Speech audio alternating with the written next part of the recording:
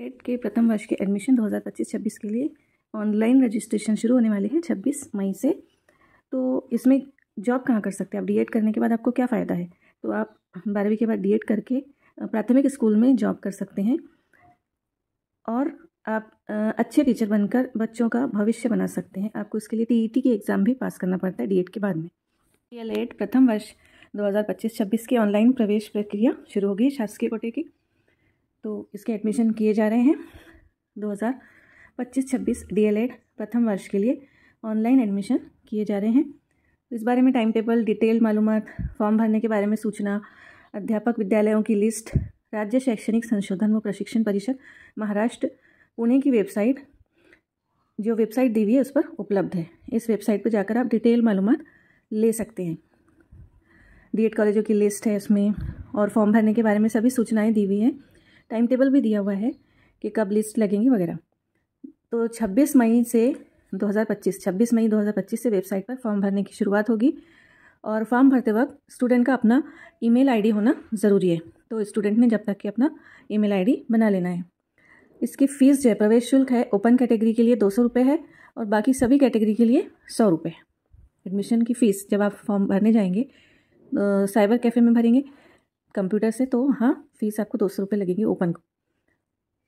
और स्टूडेंट को एक से ज़्यादा मीडियम के लिए अगर अप्लाई करना हो तो प्रत्येक मीडियम के लिए अलग से फ़ीस भरनी होगी। जैसे मीडियम उर्दू है, इंग्लिश है, मराठी है, हिंदी है, जिस भी मीडियम से आपको फॉर्म भरना है तो उसके लिए अलग अलग फ़ीस लगेंगी। Admission fees online payment gateway, e wallet, student का या रिलेटिव का क्रेडिट कार्ड या डेबिट कार्ड के द्वारा स्वीकारी जाएगी। ऑनलाइन पेमेंट करना है आपको जब आप फॉर्म भरने जाएंगे साइबर कैफ़े में, कंप्यूटर इंस्टीट्यूट पे कोई भी, तो वहाँ पर आपको ये ऑनलाइन भरना पड़ेगा।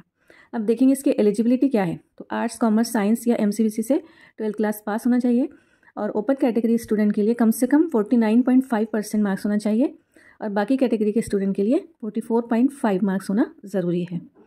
कम से कम इतने होना चाहिए, इससे कम में आप अप्लाई नहीं कर सकते। ठीक है।